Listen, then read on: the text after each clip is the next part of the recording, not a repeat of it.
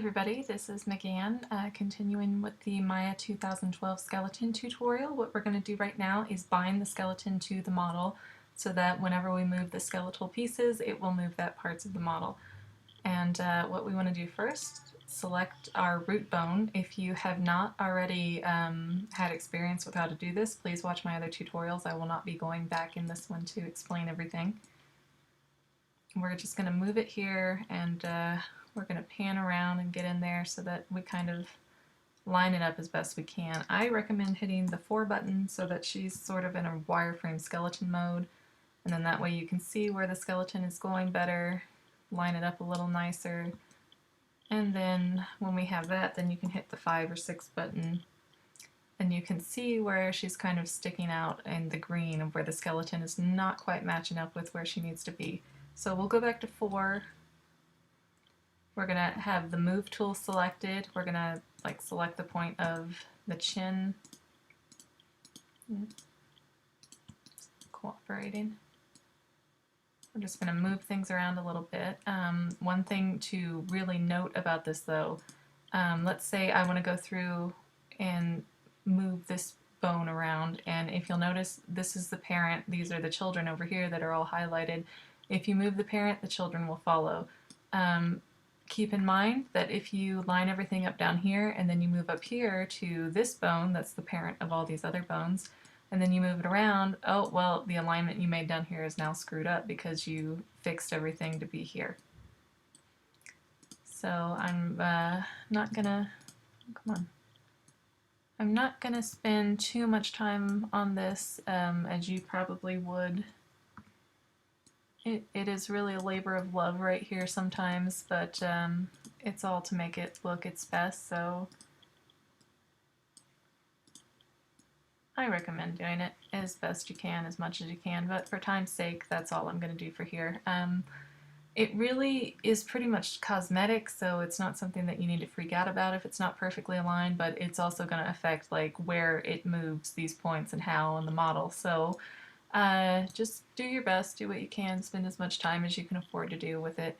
Now what we're going to do is we're going to go up to Edit and down to, oh where is it, Select Hierarchy, and everything turns white. Now what we're also going to do is zoom in a little bit, just scrolling in, hold down Shift, and we're going to click on a point on our model.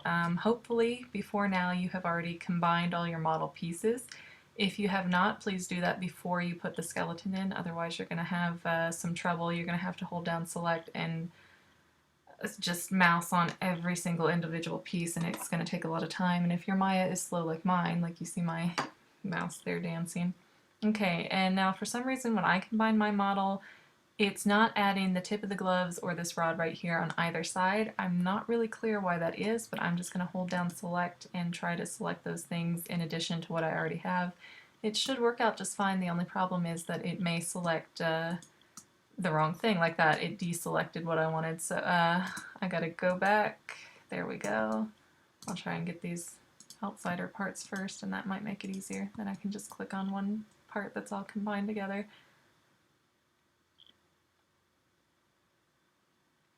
And my Maya is very, very, very slow, and you can see I didn't do the greatest of care. I should have held down the command button and shifted around to different angles in perspective mode to get this all lined up perfectly, but again, just for time's sake, I'm just showing you how to do it really quick. Okay, now we want to make sure we're in the animation menu here.